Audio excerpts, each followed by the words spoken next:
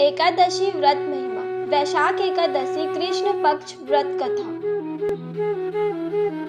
एकादशी तिथि को भगवान नारायण श्री हरि का स्मरण करते हुए व्रत रहने का विधान है। शास्त्रों में वर्ष भर के पूरे माह के प्रत्येक पखवाड़े में पड़ने वाली एकादशी की महिमा बताई गई है। श्री हरि नारायण ने स्वयं अपने मुख से एकादशी की महिमा और इससे होने वाले लाभ को बताया है। वैशाख मास के कृष्ण पक्ष की एकादशी वरुथिनी एकादशी के नाम से जाना जाता है। महाभारत काल में धर्मराज युधिष्ठिर के पूछे जाने पर वासुदेव ने वैशाख मास की एकादशी तिथि की महिमा बताते हुए युधिष्ठिर को बताते हैं, हे राजन, वैशाख कृष्ण पक्ष की एकादशी वरुथिनी नाम से प्रसिद्ध है।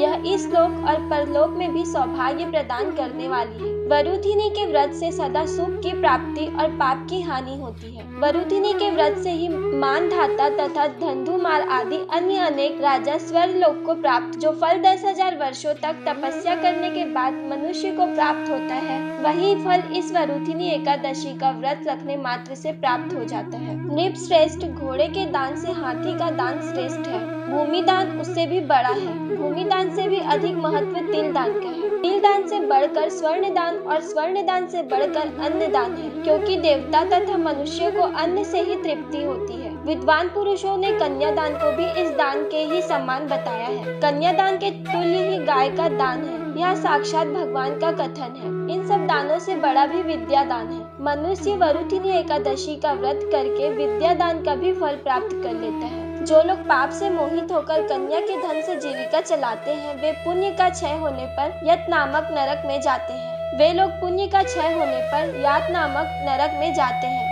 अतरु सर्वथा प्रयत्न करके कन्या के धन से बचना चाहिए, उसे अपने काम में नहीं लाना चाहिए। वे अपनी शक्ति के अनुसार अपनी कन्या को आभूषणों से विभूषित करके पवित्र भाव से कन्या का दान करता है। उसके पुण्य की संख्या बताने में चित्रगुप्त भी असमर्थ है। वरुथिनी एकादशी करके भी मनुष्य उसी के समान फल प्राप्त करता है। राजन, रात को जागरण करके भगवान मधुसूदन का पूजन करते हैं, वे सब पापों से मुक्त हो परम गति को प्राप्त होते हैं। अतरु पाप भीरु मनुष्यों को पूर्ण प्रयत्न करके इस एकादशी का व्रत करना चाहिए। यमराज से डरने वाला मनुष्य अवश्य वरुथिनी एकादशी का व्रत करे। राजन, इसके पढ़ने और सुनने से सहस्त्र गौदान का फल मिलता है और मनुष्य सब पापों से मुक्त होकर विष्णु लोक में प्रतिष्ठित होता है।